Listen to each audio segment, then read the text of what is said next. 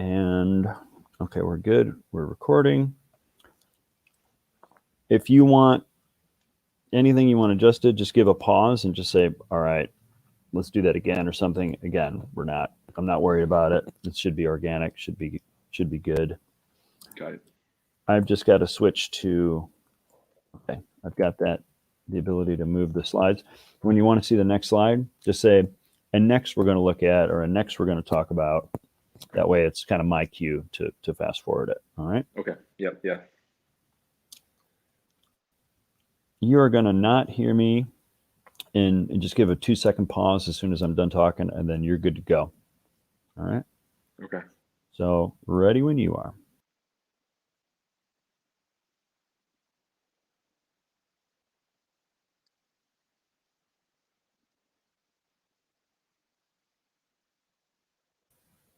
Yeah, you can go whenever you want.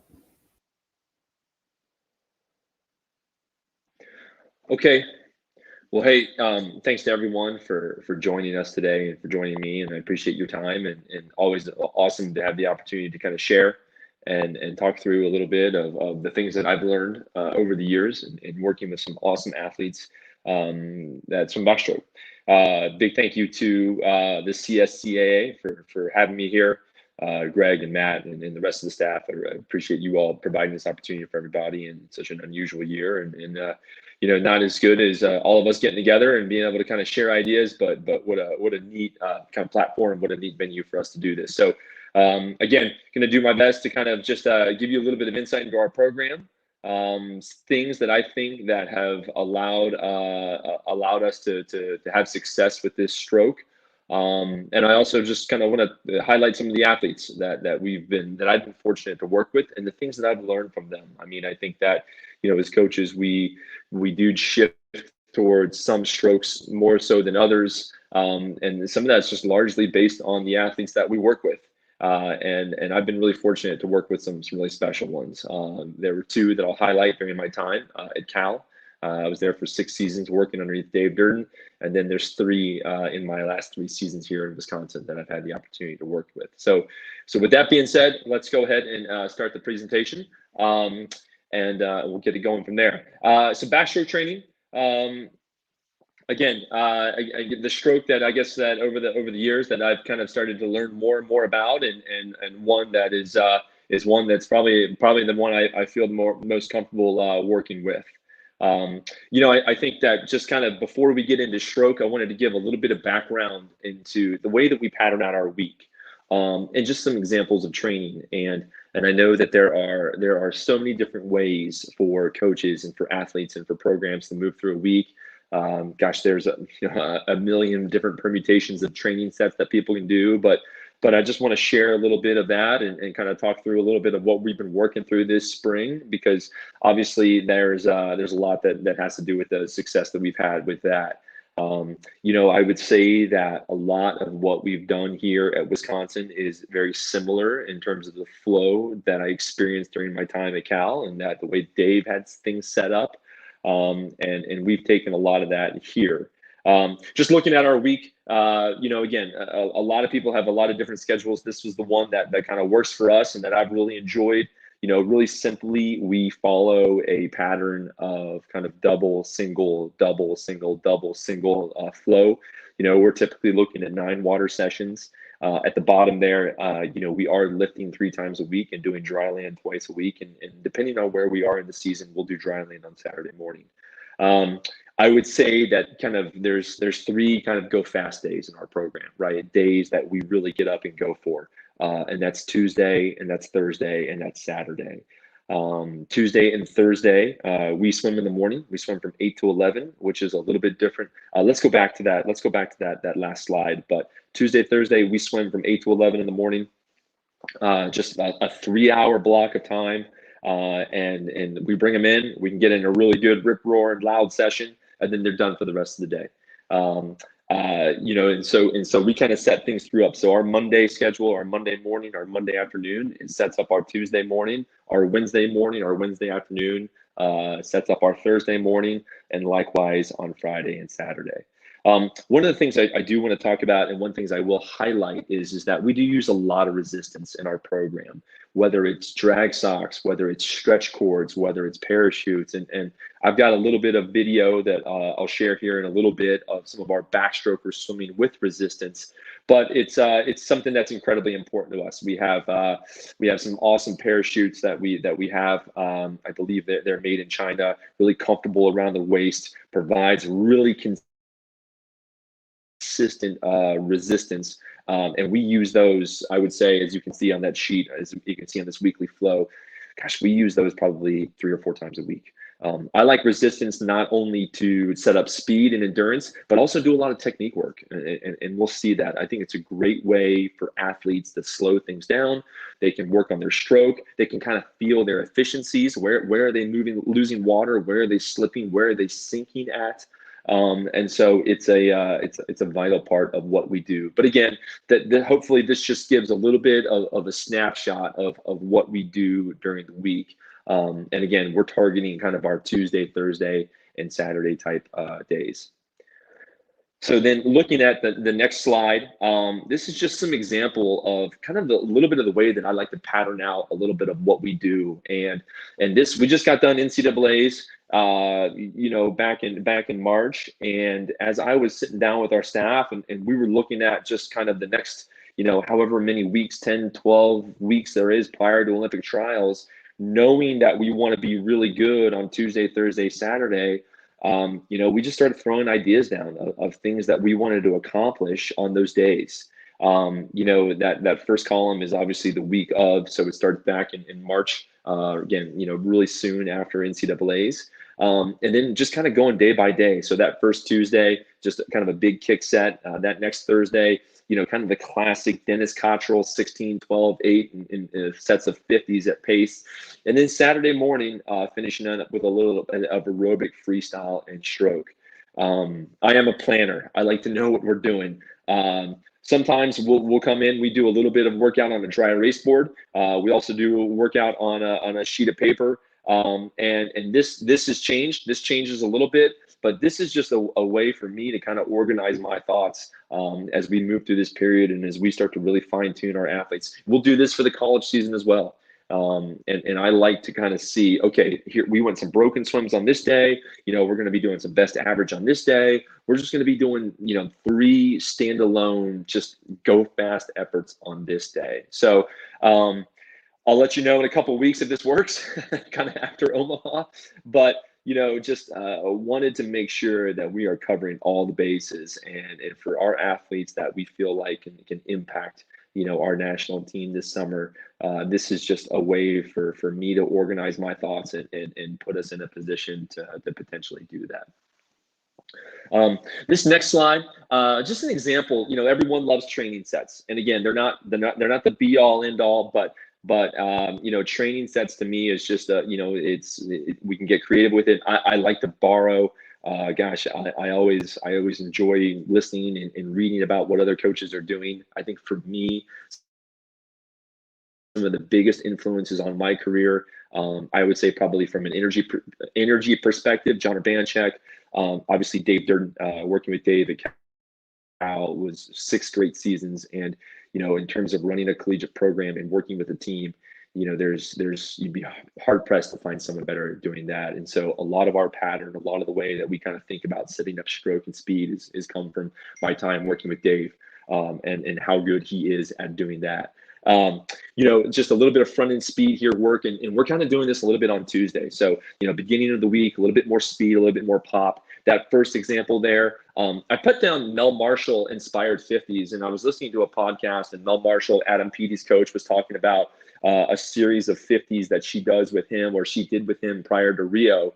And we've been I like that idea and kind of stole that. So, 1 week, maybe we go 12 50s off the blocks on 3 minutes, maybe another week, 2 weeks, we're going 10, or then we're going 8, or then we're going 6. And so it's just been a way for us to kind of pattern out that first 50 of your 100. What's your kick count going to be? What's your rate? For our backstrokers, especially in a 100-meter backstroke, I want them building their rate up by that third or fourth cycle. We have a young man, well, he's back in Australia, and we're going to talk about him, Cam Tyso, that would sometimes he would dive in a 100-meter backstroke and he would just be spinning right away. His rate would be about 1-2, 1-2-5, or 1-1-5 sometimes. And he just never really set up his stroke very well. So we talk a lot about how do you want to pattern out that first 50?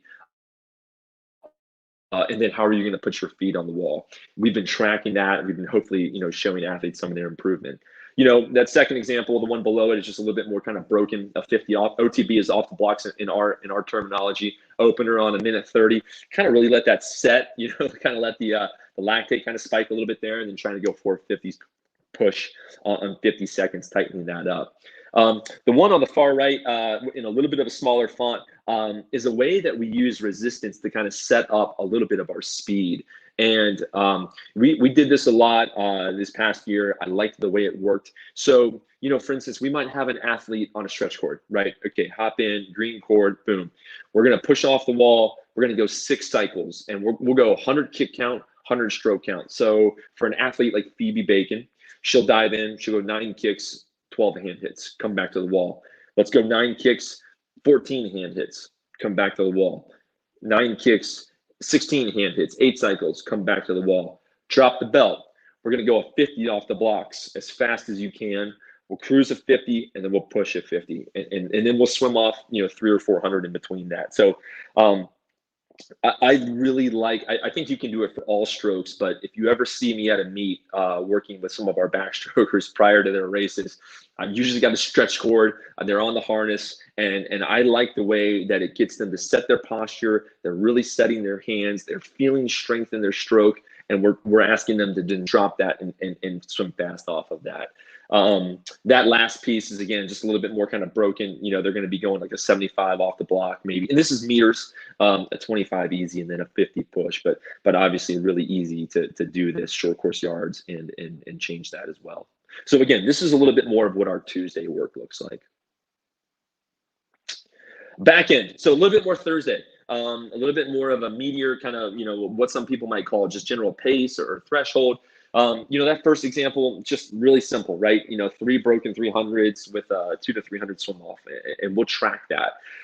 We did this maybe 3 weeks ago, maybe about 3 weeks before trials. We'll do it again. We'll put a suit on and kind of see where our athletes are with that. But just a little bit of over distance backstroke for some of our 200s. Below, just 2050s best average. Again, nothing fancy, just good, effective of work. We'll do that with suits on. Again, at the end of the season, let them feel fast. Sometimes I like to do that where maybe if a goal time is 30 point, I might say, hey, we're going to go 20. On the odd ones, I want you to be 32 or 33. And then on the evens, we're going 30 and 29. So just again, work. That other example, just 3 sets of 650s with a tighter interval, 3 on a minute, 1 on 50, 1 on 40, 1 on 30. Again, kind of getting out there, establishing their rate, and then tightening it up after there. And then, we've been doing some 150s as well, just kind of timing those and pushing those long course and trying to match our short course yard 200 times. So again, just hopefully a little bit of an idea of kind of the type of work that we do and that I do with the backstrokers. And this is something that we do for both 100 and 200 backstrokers. It wouldn't necessarily be a standalone 200 group or 100 group. I mean, we're pretty much doing this with everyone that swims both of those races.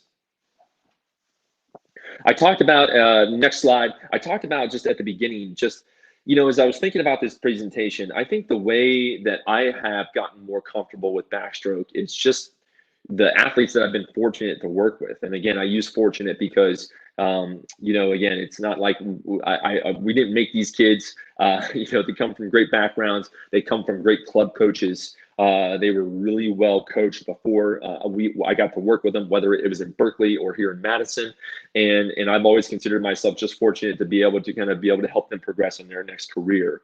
But with that being said, there's 5 athletes that I'd like to highlight and then kind of talk a little bit about what I learned from them and then what I use with my current athletes. The first one, Ryan Murphy, and let me be clear. Dave is the head coach at Cal. Recruited Ryan. It sets the tone on the pool deck every day. Unbelievable about creating the culture. I was really fortunate to work with Ryan on a daily basis and just get to know him and do work backstroke group or do more pace work with him and really learned a lot in terms of working with Ryan. Obviously I think his accolades speak for himself and then just some of his improvement. But down there at the bottom, a couple of the things that I feel like we were able to help him get better at, and some of the things that we really learned working with Ryan were, just his body position underwater while dolphin kicking. And that's one thing I look for a lot in our backstrokers. And Ryan had this, he's so strong and so good underwater, but a lot of times he would leave the wall, over kick maybe his first 3 dolphins, and it would kind of throw his body line out of whack as he was moving through his underwaters and going into his breakouts. And the one thing that we got him to do a little bit better, and the one thing that I've taken away from working with him, was just using those first 2 or 3 dolphin kicks to set up the rest of them. And so we talk a lot about when an athlete leaves the wall, hold their line for a split second. Again, that 1, 2, 3, and then really take off after that. So using that like 4th, 5th, 6th kick to really get into your underwater dolphin. I think sometimes athletes will overkick a little bit. It throws their body line off. The other thing we talked a lot about with Ryan was just keeping his head back in line with his spine and letting his lower body kind of flow through that. He's such an explosive athlete and carries water on both his feet and his hands so well. From a stroke perspective, there wasn't a whole lot that I feel like we had to do with Ryan. He was so good at so many things. But again, I feel like the key thing for him that we fine-tuned, and I actually think Dave noticed it, was just working with his patience off his wall and how he used his first 2 or 3 dolphin kicks to set up his underwater swimming. Next athlete is Jacob Pebley. Just another great kid from a guy from Corvallis, Oregon. A really accomplished backstroker in his own right. Maybe not as 100-based or powerful as Ryan was in some of the shorter stuff, but came from a little bit more of an aerobic background. Jacob really kind of favored only one side of his body, and we do some work here, and I'm going to have a video of it that we tried to do to get him to really be even in what he was doing. Jacob would have the tendency when he was swimming outside to kind of bounce all over the lane line like a pinball, and despite the fact that he trained outside every day at California, a lot of that I felt like was due to a stroke imbalance. I can't, if you were to ask me what side he was more imbalanced on, I wouldn't be able to tell you right off the bat, but just making sure that he was really even on both sides of his rotation, setting that head, staying tight through his core, and really making sure that he was as balanced as possible. Jacob's probably like 6'3" or 6'4" and has like a 6'8" wingspan. He's got these strong, long arms, and the way he would set his hands, sometimes he could get a little bit narrow, cross over the top of that head. So we did talk a lot about width with him, keeping that catch, that entry, either with the shoulder or slightly out of it.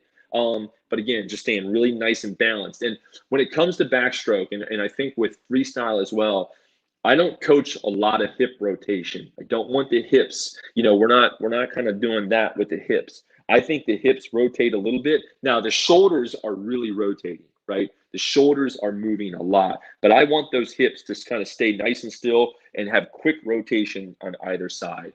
And that was one thing that Jacob worked a lot on. The last thing I said there was his anchor hand and submerging into his turn. We talked a lot about, and I still talk a lot about, a backstroke turn is almost like a freestyle turn, right?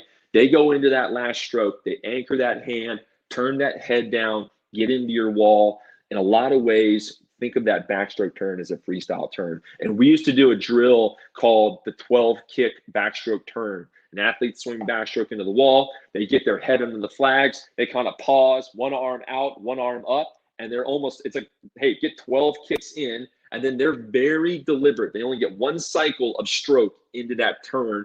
They're anchoring, they're submerging, they're going into that flip. They're being very deliberate about how they're using their hand and that stroke over top to get into their wall. And Jacob got a lot better at that. And he was always a great long course great short course backstroker as well. But there being more turns, short course yards, that was an area that he had to continue to improve and work on. Our next athlete, Beta Nelson. So I got to Wisconsin 3 years ago, and Beta was in the program. She had just finished her sophomore year. Just a great swimmer, a great athlete. Again, all of these guys come from really strong backgrounds. Beta, I think, was the National High School Swimmer of the Year. So had a lot of skill and works really, really hard.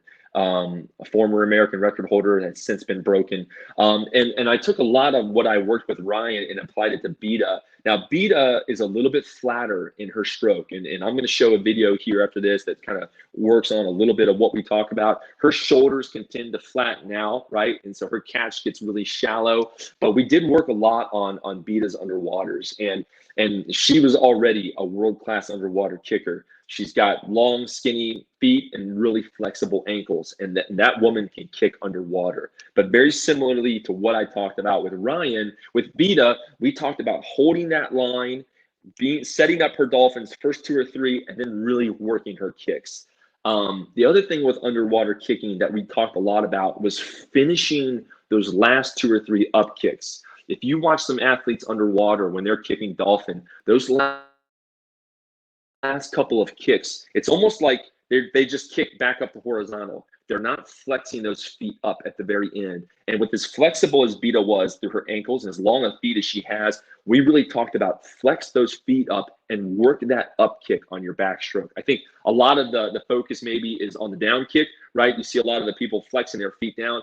I want my athletes, especially those that can, flicking those feet up, finishing that up kick, especially into the breakout. So that was one thing that we talked a lot about with Beta. And we used to do a stroke only group. Wednesdays was usually like our backstroke day. We've kind of gotten away from that, and we'll spend some time with it, either in practice or out of practice. But that was an area that we focused on right away. The other thing that Beta did was that sometimes she would bury her chin. So if you watch an athlete underwater, they're trying to be so tight. And what I look for is the ears in relation to the bicep. And, that just gets back to just kind of age group swimming in a lot of ways, right? When the backstrokers are underwater, or even kicking on the surface, I was just telling Phoebe Bacon this morning, kick with your head back in line with your spine, bicep over your ear. And when a backstroker kicks with their chin down, which Beta does, it's really an upper body driven kick. And I don't like that. I think it just limits their range of motion through their lower body. I want the head back, again, bicep over the ear, so that they can really get their upper body, almost get that head back a little bit more underwater. And when Beta does that, I think she's the best female underwater backstroke kicker in the world. And she certainly had a lot of success on the ISL this past year. But again, that's something that I'm constantly reminding her of. And then again, that first point, like I said, just drive the shoulders. She tends to flatten that out. This next slide, I'm going to show a little bit of a video. There's some audio on there.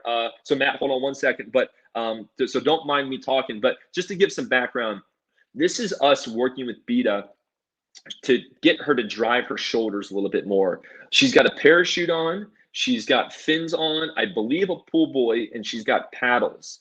And I want to say back in maybe like 2014, I was at Pan Pacs with Ryan and Jacob, and we saw some of the Japanese backstrokers. They were swimming backstroke with paddles, a pool buoy between their legs, and fins. And it just, we were all just like, wow, that looks really cool. The pool buoys supported their upper body. The fins stabilized their kick. They were getting great rotation through their upper body, but they weren't over-rotating their hips too much. The pool buoy, you talked about that. And then the paddle was allowing for some catch. And so I'm having Beta do this. So let's just maybe watch this like once, 2 or 3 times.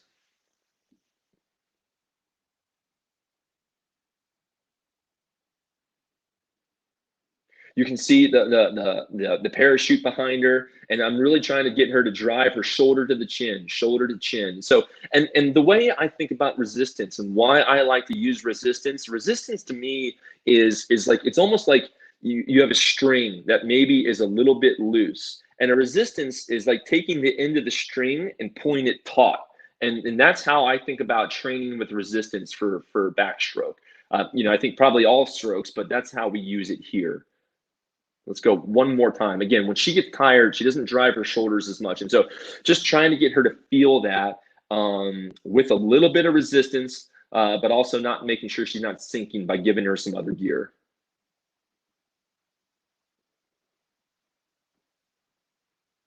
Let's go on to the next video. I think the next video is just she yeah, I think maybe she's just swimming normal then. Yeah, no parachute, kind of just taking off that resistance, and then boom, she's right up in there, and she's just got nice shoulder rotation, staying nice and tall. I can't tell you how many times I use the word tall in backstroke. You know, and then another cue that we talk about, again, very kind of elementary, but I say nose and toes on the breakout. I want their nose and their toes on, like, close to the surface on the breakout, and that actually coincides with the timing of that last up kick. Time that last up kick so that your nose and toes are breaking out the same way. Okay, Cameron Tyso, again, 3 years ago when I got here, Cam was a junior Australian national. He's back in Australia right now, trying to make their Olympic team. But just a really good guy. You know, just a little bit of the things of working with him that I learned, just very similar to Jacob Pebley, just a little bit imbalanced. He's really good on one side, doesn't really get over on his other side. And then set the canch. He had just really wonky hand placement. He kind of bends his hand above his head. And so we did a lot of paddle swimming with him to kind of get that to straighten out. But just have a video here of things that we would do to get him to be more aware of his balance and his body position in the water. So Matt, let's go to that next slide and then kind of let that run. And as you can see, he's on the pool deck. We have a Bosu ball set up. And I literally just have the backstrokers, they're anchoring their feet and they're having to kind of, you almost fell off there at the end. But gosh, that just gets them so aware of the way that they're moving, their way that they're staying connected. And they'll really feel that through their obliques, as you can imagine. We'll do this in the weight room. You know, they'll do this on a glute ham raise. And for some of the stronger guys, I think, you know, Ryan Murphy could do that with 10-pound weights in his hands. And that head is nice and tall. They're just really locked in through their whole body. One of the keys too is just relax the chin. A lot of times backstrokers, you'll see them, they're really tight through their upper body. Their shoulders are almost up by their ears. I always tell them, just relax your jaw, relax your chin. Because by doing that, that puts the focus on all of that core, all of staying connected through their lower body. So again, that's something that, and then what we'll do is that we might warm up, right? So maybe it's a backstroke day. We'll warm up. We'll go, 2,000 warm up. I'll get them out of the water. We'll dry that off so it's not too slick. We'll do a couple cycles of that. They'll hop in, and I kid you not, every one of them is just, they sit so much better in the water. Their posture is 10 times better. So again, that's something that you can do on the pool deck. It's also movement patterns that they can do in the weight room. This next video is Cam just drilling that we have. And again, just trying to get him to be really balanced. And I don't really have any super specific drills. I mean, we do single arm just like everybody else. I mean, it's probably the drill that we do a lot. Double arm's okay if done correctly. But right there, really trying to get Cam to kind of try and stay balanced, anchor to both sides, and he's really trying to pop that hip. So we talk a lot about when you're finishing that stroke, you're trying to pop that hip over. I don't want that hip to be slow. That hip has to be fast. And I think Phoebe Bacon is above him there. This is in our new 50-meter pool. I think they've got a parachute behind them. Yeah, they do. So again, they're feeling a little bit of resistance, and they're really using that paddle to kind of, and it's almost like distance per stroke. And I want them to really slow that down. Maybe you go a 50 right arm only. Maybe you go a 50 left arm only. Maybe you go a 50 3 right, 3 left, and then you swim. You do that a couple times. You take off that chute, and they'll fly, and they'll swim some of the best backstroke of their life after that. So again, just another way that we try and really kind of slow some things down so that they can feel any holes in their stroke. Again, that's a term that we use. And when they're doing single arm, I do want that arm coming out of the water, and then again, staying nice and dry. Head back, nice dry arm, good shoulder rotation, hips relatively flat there.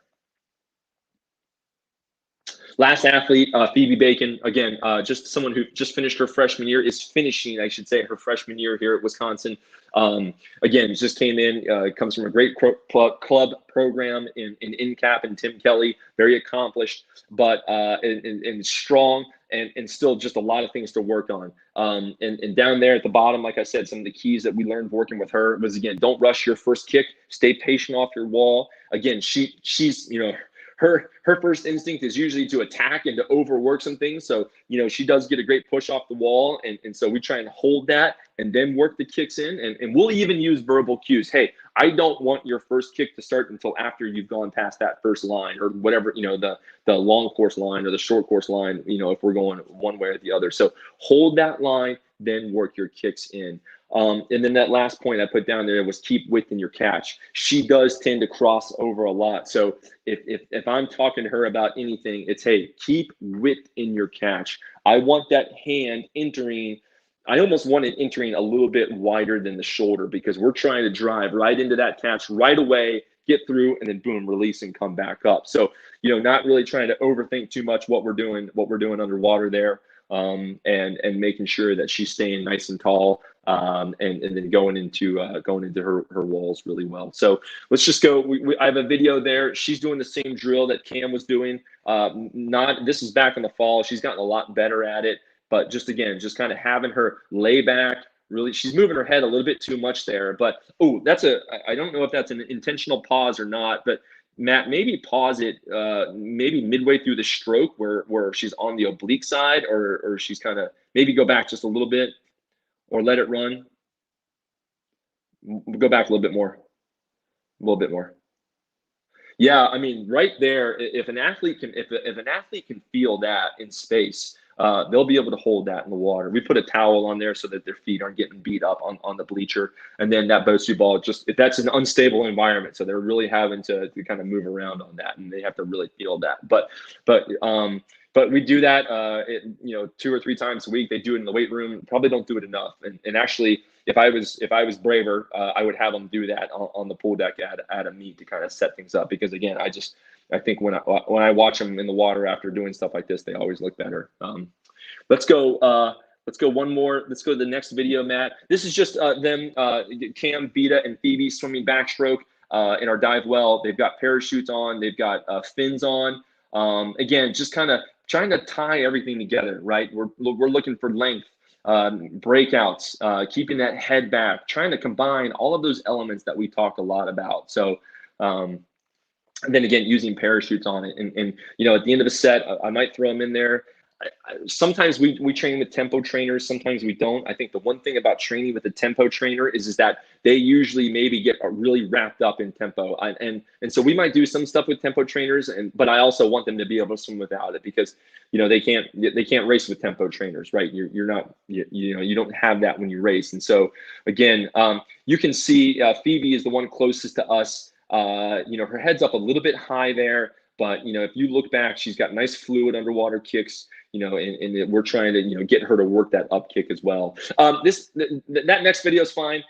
This is kind of the last piece here, just going into walls, and Phoebe is kind of one of the ones closest to us. Backstroke turns are something that I'm still working on with and trying to figure out maybe the best way to coach it. But just going into our walls there, Phoebe's kind of coming in, she goes in. That is an okay submerge. You know, for me, I want our backstrokers, if you watch the final of an NCAA, if you watch that 200-meter relay or that 100-yard backstroke, you know, the way that athletes are able to go, there's no wasted motion, right? I don't want my athletes coming over, gliding, looking up at the wall. We want to be diving and plunging, submerging straight into those walls, so that there's no wasted space there. Even Beta Nelson, sometimes Beta will come into the wall, and I can see her. She's got a dry back, dry shoulders. And I always say, I don't want to see your back. I don't want to see your shoulders submerge into your flip.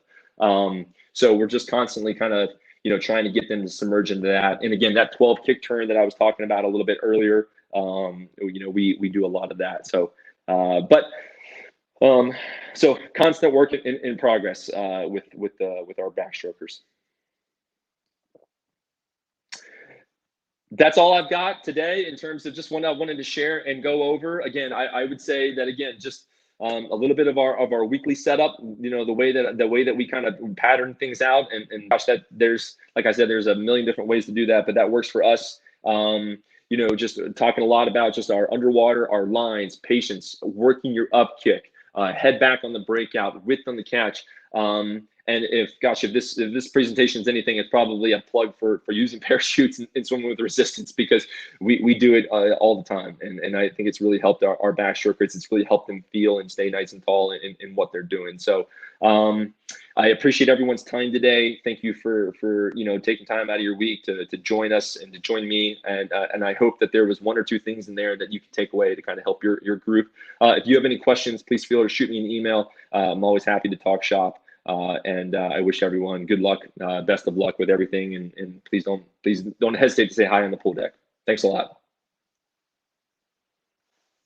That was awesome. I think I screwed you up a little bit on a couple of slides, but I'll be able to cut that stuff out. That was some great tips. You've given all your juice away, man. Yeah. Well, again, hopefully it's always like, all right, what are just a couple things that people can take away from, right? Excellent. Really, really good use of video. Great technical stuff. Awesome dry line. It was unique. I've done 60 of these things that we've recorded, and that had some really, really cool stuff. So I'm glad. Really, really thankful that you were able to put that together. It's going to be really good. Yeah. All right. Is that good? Friend? Yep. That's it. Hey, Sign off. Say thanks, Matt, and say thanks to Greg for me. You got it. Take care. Okay. Yeah, bye. Bye.